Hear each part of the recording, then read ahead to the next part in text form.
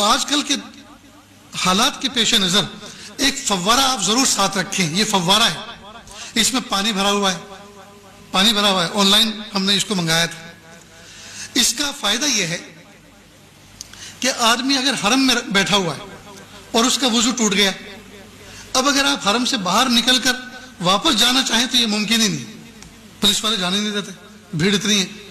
اب وضو ٹوٹ گیا، جگہ بھی سنبھالنی ہے، نماز بھی پڑھنی ہے جماعت کے ساتھ اور وضو بھی کرنا، اب کیا کریں؟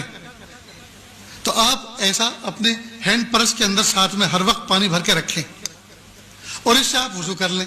اس سے وضو کرنے کا طریقہ بہت آسان ہے. جیسے میرا کندھے کا رومال ہے، یہ چھوٹا سا جو نیپکن آتا ہے تھوڑا موٹے والا، وہ اپنے ساتھ ہر وقت رکھیں، اس کو گود میں بچھا لیں، ٹھیک، اور آستین چڑھائیں. اور اس سے وضو کرنے کا طریقہ یہ ہے کہ وضو میں سب سے پہلے کلی کی جاتی، ہاتھ دھوئے جاتے ہیں، ٹھیک، اس کے بعد کلی کی جاتی ہے، ناک میں پانی ڈالا جاتا ہے. لیکن یہ فرض نہیں ہے، یہ اگر نہیں بھی ہوگا تو بھی وضو ہو جائے گا. سب سے پہلا فریضہ کیا ہے؟ چہرے کا دھونا، پیشانی کے بالوں سے ٹھوڑی کے نیچے تک، ایک کان کے لو سے دوسرے کان کے لو تک، یہ نمبر 1 فریضہ ہے.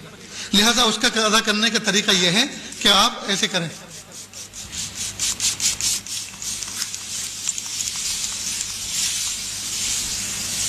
دیکھو میرا منہ بھیگ گیا نا، اس کو میں نے مل لیا.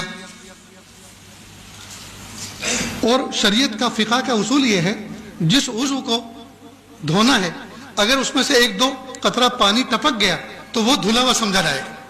یہ تو قطرات تو ٹپک گئے تو چہرہ دھل گیا. اب ہاتھ دھونا ہے جی.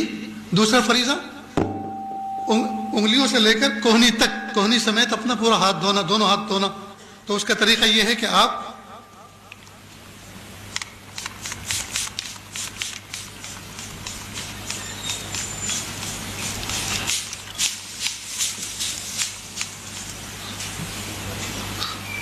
یہ آپ کا ہاتھ دھل گیا، ٹھیک. اسی طرح سے دوسرا ہاتھ دھونا ہے، اسی طرح دوسرا ہاتھ دھونا ہے. آپ میری طرف دیکھیں، بہت اہم کام چل رہا ہے. دروازہ کھولنا تو آپ نے یہ بچپن سے دیکھتے آئے ہیں، کھولتے بھی ہیں اور بند بھی کرتے. تم بھی کھڑے ہو یار، جو نہیں دیکھنے کا ہے وہ دیکھتے ہو، جو دیکھنا ہے اس کو نہیں دیکھتے. تو دوسرا ہاتھ بھی ہو گیا، ٹھیک. یہ تو میں نے وقت کو بچانے کے لیے ایک ہاتھ کو صرف ایسے ہی بتا دیا، ایک ہاتھ ایسے، تو دوسرا بھی ایسے دھونا ہے. اس کے بعد پھر ہاتھ کو تر کیا دونوں اور سر کا مسح کر لیا.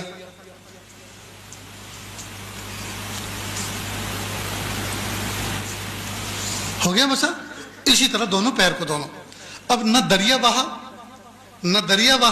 نہ نالی چلی، نہ جو ہے کسی کو کراہت ہوئی، آسانی کے ساتھ بیٹھے بٹھائے اپنی جگہ پہ حرم میں آپ نے وضو کر لیا. ایسا ہی آپ جہاز میں کر سکتے ہیں، ایسا ہی آپ بس میں کر سکتے ہیں، ایسا ہی آپ ٹرین میں کر سکتے ہیں، اور ایسا ہی آپ ہر مجمع میں کر سکتے ہیں، اور آپ باوضو رہیں گے. سمجھ گئے دوستو؟ تو آپ اس طرح کا پرچیز کر لیں، اپنے ساتھ بھی رکھیں. ماں بہنیں جو حج میں ساتھ میں جا رہی ہیں ان کا الگ رکھیں، سمجھ گئے؟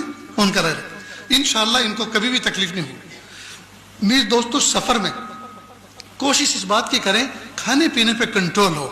دیکھو آپ بھوک برداشت کر سکتے ہیں، لیکن کھانے کے بعد جب استنجے کا تقاضا ہوتا ہے، اگر مناسب جگہ نہ ملی تو وہ برداشت نہیں کر سکتے.